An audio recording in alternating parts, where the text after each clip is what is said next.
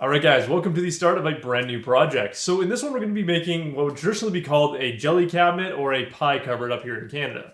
Now these are very common pieces of furniture, they're kind of like a sideboard but they're a little bit narrower, and specifically with the pie cupboards they're a little bit taller than your typical sideboard. And so the really nice thing about these is that they've got a nice tall center section with just a normal cupboard with doors, and then they've got a couple of drawers on top. So they're just kind of a nice, useful piece of furniture, and we're going to be building this out of white oak and walnut. And so in this first part of this series, I want to just go over how to break down material for a furniture project, because when you're working with real wood, it's quite a bit different than when you're working with plywood. When you're working with plywood, you kind of just lay out your sheet, go through and scribble all your lines of what you need to cut, and it's quite a bit easier. Whereas when you're working with real wood, you need to do multiple phases of milling, as well as panel glue ups, and just kind of thinking about all these different things at the very beginning of the project is super important. So the first step of this is to actually go through and make yourself a very detailed cut list. So I've got everything in absolute detail. All the exact dimensions that I need, including the tenon lengths, which is important. You don't want to forget when you're laying out these that you might have, if you have tenons that protrude into material, you always want to leave a little bit of extra length on there. And so I've also gone through and 3D modeled the cupboard in SketchUp so that I have an exact idea of what it's going to look like and what my end goal is going to be. And again, I have all my dimensions laid out on my drawings, so they're all super easy to follow, and I don't have to question myself at all during the process of what section I'm working on, what the proper dimensions are, and all that kind of stuff. So it's very easy to work with as long as you have gone through and thought out your process. So in the planning process here and figuring out my total cost of the project and all that, I've gone down and I've broken everything down into the board foot measurements so I can figure out the actual wood cost, but I've also made sure to add in the hardware costs. So we're going to be using 2 sets of Horton Brasses, dark antique, small cupboard hinges, something like that. And then we're also going to be using the same drawer pulls that we used on the walnut key cabinet. We're going to be trying out those. They might be a little bit too small, so I might go to something different later on down the road, but I think that they will be a nice size for what we're trying to do here.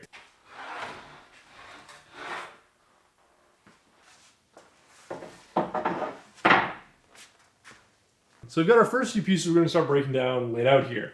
Now, we've got in these pieces a few different types of defects. So at the end of this board, we've got a little bit of checking, which you can see is just a little crack in there. Now, depending on what pieces we decide to put in this section, that may play a role in it. If we're trying to get a really wide piece that will overlap that, we need to make sure that we cut past it.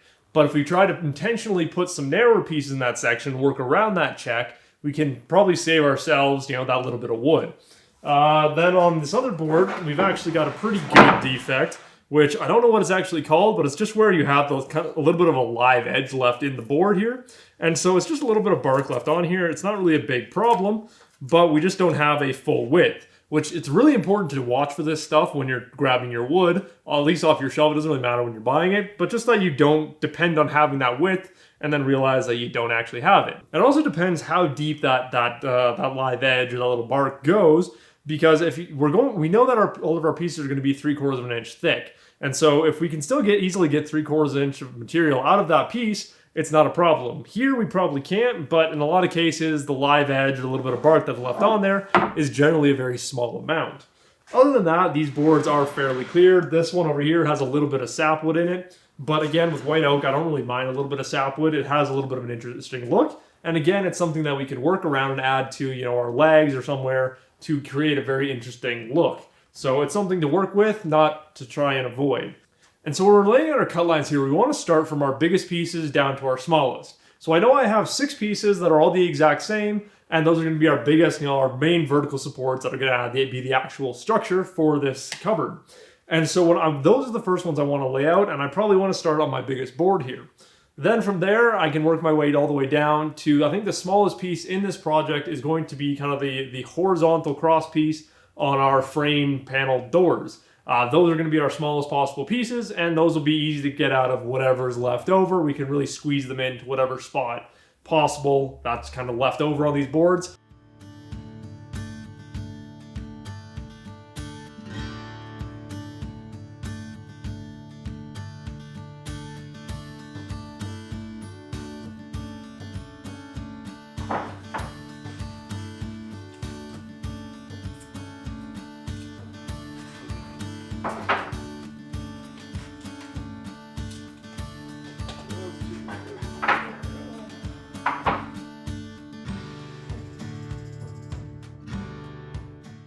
So we've still got a few components that we can't actually make just yet. I'm going to have to do a lumber run and pick up some more. I just really wanted to see how much I could do with what I had sitting here. And we can actually do a fair amount, which is kind of surprising. And so all that we're really missing is the parts for our back panel, our drawers. Actually, I think that is literally it. And so what I've done here is I've gone out and laid everything out roughly, making sure that each piece that I plan is going to fit into a certain section. And so the best way I found to do this is to, alphabetically label things. So it just makes it a little bit easier to follow, especially if you have, less than 28 parts. It's really easy. If you have more than 28 different parts, they can get a little more complex. And so for example here, out of this section, so the top of that board to about here, I'm getting part A, or one of part A and one of part D. And I have that label on there so that when I go to cut these things, I know exactly what I'm trying to break them down into. Same thing, these two boards are the exact same, so we're getting the exact same parts out of all of them. So we're getting A1, A2, D1, D2, a couple different of the J's, and it's just broken down like that so that it's easy to follow. And so again, if you have more than 28 parts, again, there's 28 letters in our English alphabet, you can do AA, AB, that kind of thing. Or you can find a different method for doing it, tick marks, whatever you like. I just find that it makes it really easy to break things down into their own categories by specific part type. Rather than writing out the whole word of what it is like I have labeled on my cut list here. And so anytime you're laying out your pieces like I've done here, you want to make sure to double, triple, quadruple check it if need be, to make sure that before you make any cuts, you've got your pieces. You can guarantee that the 2 pieces or the 3 pieces, the 4 pieces that you want to get out of a section are going to actually fit in there and more importantly, are going to actually be machinable. For example, one of the components that I need here in this project is 8 inches long. Well, I can't put an 8-inch long piece for my planer. Well, technically I can, but I shouldn't. And I don't have it marked out on here yet because it's one of those pieces that's probably easy enough to find. I could find it either in one of my scrap bins, or it might just end up being an cut off here that I can, or I can just mill a full piece and get, a couple different 8-inch pieces. It's one of those things I'm not too concerned about finding because it's small enough that I'll be able to find it easily amongst all this chaos here.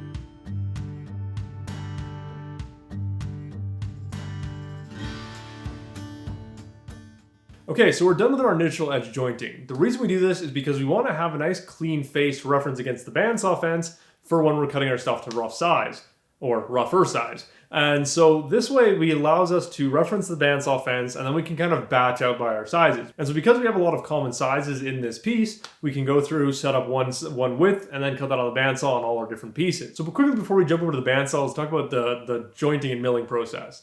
While I was doing that, you guys saw that I was wearing a set of work gloves. Now, in most cases, when you're doing any kind of milling or you're working with any of these machines, jointer, planer, table saw, bandsaw, whatever it may be, you're not supposed to be wearing work gloves. And the reason for this is because when you're wearing gloves, you don't have tactile feeling. So it's much harder to tell how close your hand may be to a blade. You can't feel the whish of the air coming from a spinning blade. So you're more likely to have an accident. And so white oak is a very hard but very brittle wood. And so anywhere where it cracks or has little breaks in it, those are very, very sharp pieces. And so what you don't want to have happen when you're sliding your hand along the rough wood is to get one of those chunks in your hand while you're using a jointer or a bandsaw or a planer, whatever it may be. So on the bandsaw, it's a little more controlled, a little slower process, so I won't be wearing gloves. But on the jointer, where I am having to slide my hand across the wood in order to keep enough pressure on it on the jointer, you need to be wearing gloves. So the main thing there is to just keep yourself focused, make sure you stay in control of where your hands are, what your piece is doing, and keep your gloved hands as far away from the jointer as possible.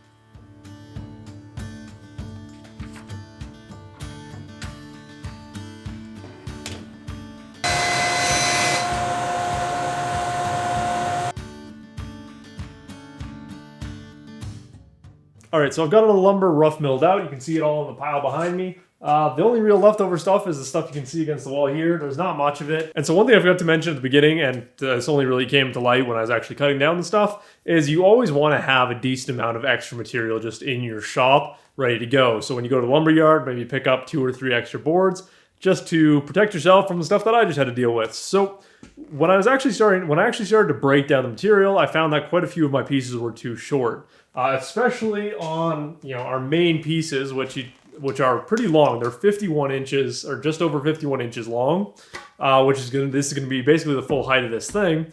And so by the time I was able to get a straight clean edge on one edge, I'd taken off so much material that I wasn't able to get both or 2 of these sections out of one piece of wood. And so what you want to make sure of is that you have stuff that is still that long that you can go and grab to get those important components out of it. And so I ended up having enough extra stuff laying around that I was able to, whatever pieces I couldn't cut from the pieces that I currently had, I could either grab from other pieces or make other offcut pieces work. The other benefit of this is, I think off of one of these boards, there was also like just over a 1.5 inch piece that was left over, which will be perfect for some of the other components. So I was able to save a couple pieces here and there. So just all around, I did come out on top. I've got a lot of extra pieces left over. That'll be good for other projects in the future. So it's just one of those good practices. Make sure you have extra stock. So that's just how you have to think about it. Is you don't want to think about it as, I'm buying this stock specifically for this because it's wood. You have to take off different amounts here and there, and that is always going to affect what you're going to be able to work with. And so just make sure when you're going to the lumberyard to pick up your material, you pick up a little bit extra just to cover yourself so you don't have to go back, because that's the worst thing when you're in the middle of a project and you have to go back to the lumberyard for 1 or 2 pieces. And so because we did all our rough milling tonight, what I'm going to do is now I'm going to leave these pieces sitting here. Well, I'm going to lay them out a little flatter, a little bit nicer, but I'm going to leave them sitting for, I think probably 2 days is the next time I'm probably going to deal with them. And so I'm not going to end this video here. I'm going to make sure to come back. Well, this whole video is going to be about the milling process. And so the reason you want to leave it is because these boards were much wider than they currently are. This is when they're going to release the most tension and, do their most moving around in that. And so I made sure to cut all of my boards at least 1/8 of an inch oversized, if not a little bit more in some of the cases. And so we've got plenty of extra material in there to play around and, mill and do a joint and do all the stuff that we need to do, even after they've moved a little bit. So they're going to sit here, let them move, let them do their thing. And then that way, when I come back in 2 days to actually work on this thing and put it together and start cutting joinery and all that, and after I've done that milling process, I know that this stuff is going to be as stable as it can be.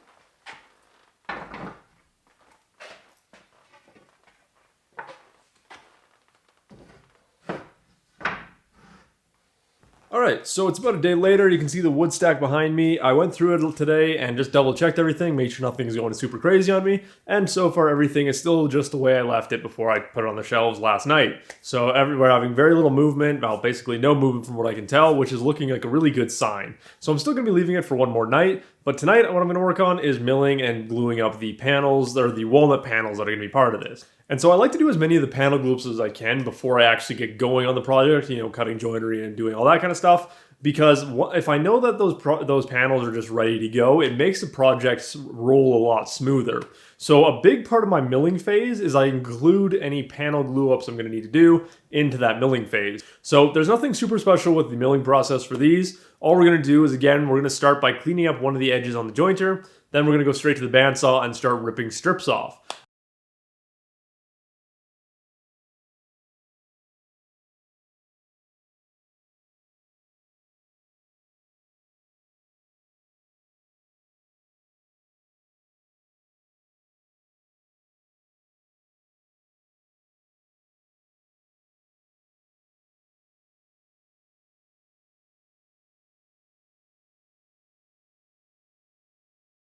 Okay, so it's a few days later. I've let everything sit for a few days. So we got our walnut pieces down here, our main cabinet here, shelf pieces that you guys didn't see me mill, but I just got the wood for this yesterday, and left these to sit overnight.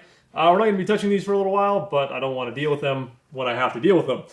So the only pieces we're missing from here is the actual top of this thing. So we're going to be doing a breadboard end top.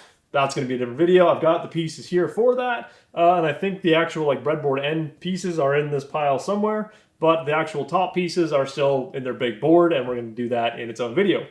Same with the drawers. We're going to be doing the drawers in their own video. I'm still not quite decided what I want to do there. I'm debating about doing, walnut insides, a white oak drawer front with walnut insides. I think would look really, really cool. So I'm debating on that. I'm going to wait and think about it because that's a little bit more, that's a lot more expensive to do it that way, but I think it might look really cool. And so basically what we've got here is our main components. We've got all the parts to build our 3 frames. So we're going to have our 2 side frames and our front frame that's going to go together. We've got all the pieces for our inside shelves and those corresponding frames. Then we've got the pieces for our doors and their frames and panels and their pieces. So this is one of those cases of I didn't really realize how big this thing was until I started cutting the lumber. Now it's very easy to go into SketchUp and design a beautiful looking piece that's just going to generally, you think is going to look really well and be very functional, and it's really hard to remember actual scale and size. Even though SketchUp does give you a person in the initial thing, I think most people like me delete that person and kind of move on. But again, these are pieces that are going to be going the full height of this thing. And you can see I'm 6 feet tall. This is a pretty tall piece at 52 inches. This is not going to be a small piece of furniture. And when you weigh all this stuff out, I can't carry all this by myself, even in its loose form like this. So it's going to be a very heavy piece of furniture. But that's also the exact style that I like. I like very heavy white oak and walnut furniture. This is my absolute favorite combination of wood, even more than like cherry or ash and walnut.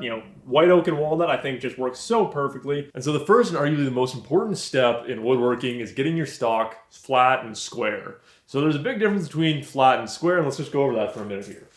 This piece can be flat along the whole face, but it's not square if this edge and this face are not perfectly at 90 degrees. And that's probably the more important thing in the long run. It's good to have nice flat faces, but if your piece is not square, it's very hard to cut good, accurate joinery because things are going to be at weird angles and that, and it's just harder to predict. And so what you guys saw me do before I went to the bandsaw was just make sure I have a nice flat edge to reference against the bandsaw fence. Now what I'm going to go jump onto my jointer and flatten one face, make sure that it is completely flat along the whole thing, no twist, no cupping, no bowing, anything like that. Then I'm going to flip it onto the side and joint one edge so that it is perfectly 90 degrees. And so then once we're done on the jointer, we're going to go over to the table saw and cut things down to their final width. Again, I like to do the cutting on the table saw first because it just removes any excess material, so you're not having to plane extra material. Because the way you can think about it is when you're always going to be cutting off the exact same amount of material on the table saw. The thickness doesn't really change that much when you're cutting on a table saw because you're just cutting through it. Whereas on a planer, the more width you have, the wider that piece is, the more you're wearing out those blades in there. And if you have a 3-blade planer like I have, that can actually that adds up really quickly. If you have something like a helical planer, it's not as big of a deal, but it's still, I think I've found it's better practice to start on the table saw, then go to the planer. Again, you'll probably see me do different stuff in different videos. It all just depends on what mood I'm in during the day, whether or not I feel like changing out blades and all that in my table saw. Because when we get to the table saw, I'm going to show you guys very specifically what kind of blade you want to have in there for this stage of the game.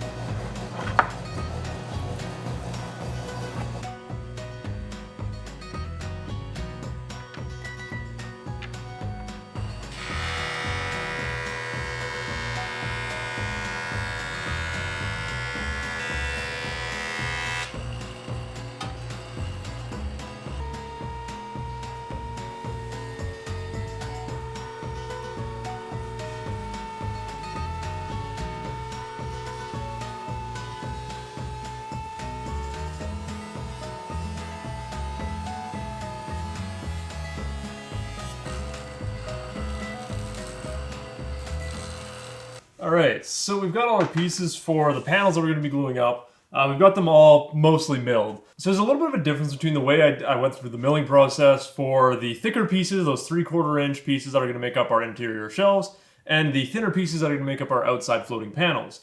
Now these outside floating panel pieces, they were cut off the bandsaw at about just over 1/2 inch, or just about 1/2 inch.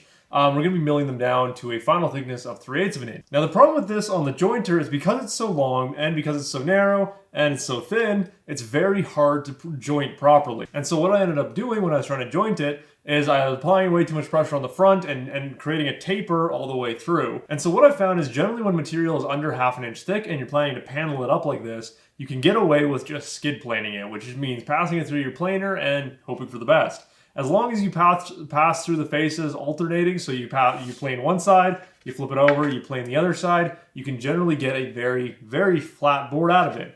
Now, most of these boards are not flat over their lengths, which is not a big problem because, again, we're going to be paneling it up. We're going to be putting cauls across here, and then we'll deal with all that afterwards. And because, again, this panel is going to be so thin in the final piece, it's going to do the exact, it's going to move and do whatever it wants to do within that floating space, and once it's installed, it's not going to be a problem. So the last thing we need to do here is actually cut all these to a final width before we can actually glue them up. And so we're going to be doing that on the table saw here. So on the table saw, anytime I'm doing a milling process like I'm doing right now, where I've got a lot of boards to go through, I will always put in my FTG 24 tooth ripping blade. Now the trick with this blade is that it has flat top grind teeth, which helps clear out material a lot better from ripping cuts like this. It also has only 24 teeth, which means that there's bigger gaps between the teeth to collect the dust that's being ripped out. Now, for thin stock like these 1/2 inch pieces, it's not that big of a deal. But as soon as you get up to 3/4 of an inch, you'll really notice a big difference between a blade like this and a combo blade like this that is 40 tooth. There's a massive difference between the finished cut that's left. Just overall, the 24 tooth blade will always leave a better cut when you're ripping material.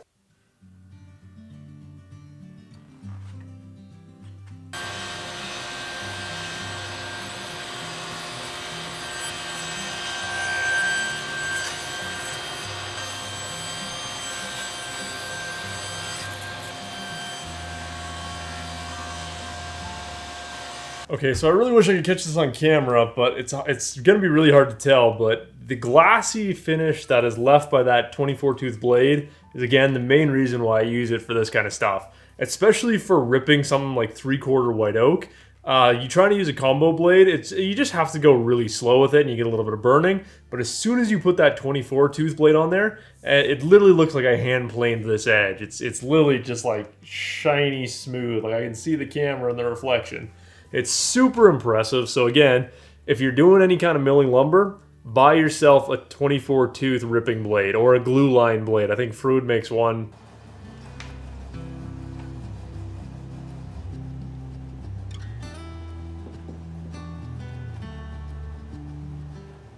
Alright, so before we end the video, we're going to talk about milling the actual pieces for the frames of this thing. So we're going to basically have 3 separate frames that are all going to get glued together to make the functionality of this thing.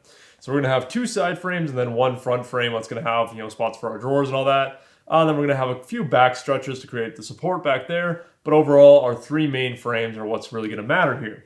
And so what's really important about this part is figuring out what geometry needs to reference what.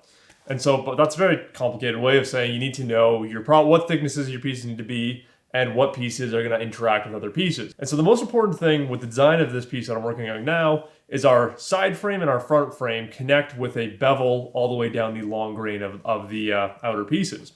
And so the only way that bevel is going to work and is going to look really good in the end is if those pieces are the exact same thickness and have the exact same angled bevel cut into them at 45 degrees.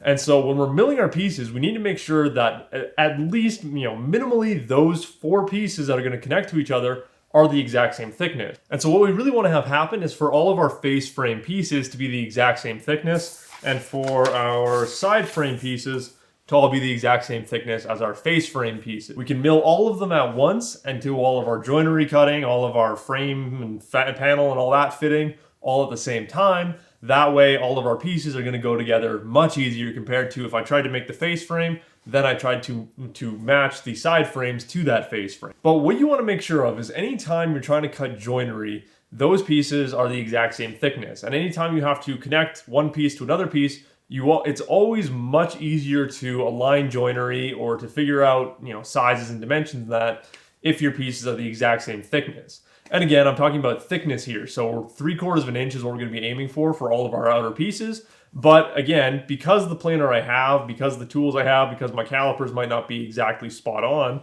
and because I don't want to try and get within 0.002 of an inch, if I just mill all my pieces at the exact same time, it's much, much easier to get them all to the exact same thickness compared to if I go through the process of milling for the pieces on my face frame, and then after I've gone through and had to change all my machinery again, I then go back over and try to do my side frame. And so if I just do it all at once, it's much easier to make sure that it's all accurately milled. It's much easier to cut pieces to the same size and dimensions because, again, you're setting up machinery for one cut, you're doing all the pieces in one cut, they're all going to match up really well.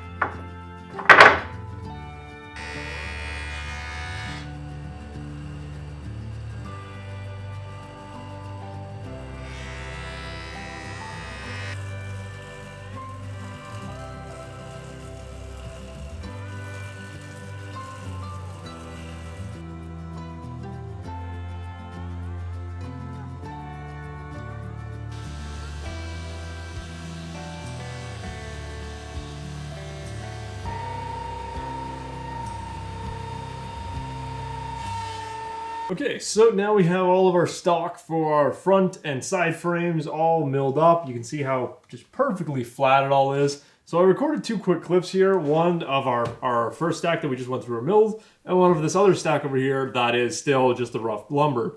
And you can really see between these 2 clips how much of a difference there is between our milled stock and our rough stock. Our rough stock has, all the gaps, and when I'm, just sitting it here, it moves around a lot. Like you can see it rocks back and forth. There's just a lot of movement to it. Whereas if I go and try and do the same thing on our milled stack, it kind of all moves as one big stack. There's not nearly as much rocking around between the pieces. And this is where you're really going to notice it. Again, you can also look through. There's no light gaps through here, whereas through here, there's lots of just small light gaps poking through. So milling your stock is a very important part in fine furniture because working with square stock is what really sets you apart from, I don't want to diss anybody, but the DIY community. When you see a lot of DIY furniture, it's generally it's made with pine 2x4s and that, and it's just, the stock is not made square, and they just kind of screw things together to make them work.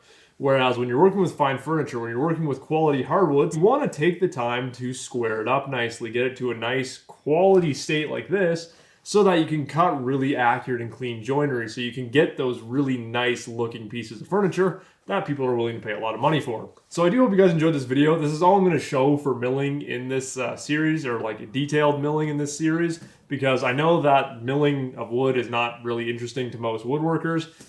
Mostly people just want to watch these videos to see the cool joinery aspects of it. But I thought it was important to kind of show you guys the process for actually how to actually mill lumber in your own small shop from those big boards to our pile of finished lumber here that will actually go into our final piece of furniture. So I do hope you guys enjoyed this video, and I will see you in the next one.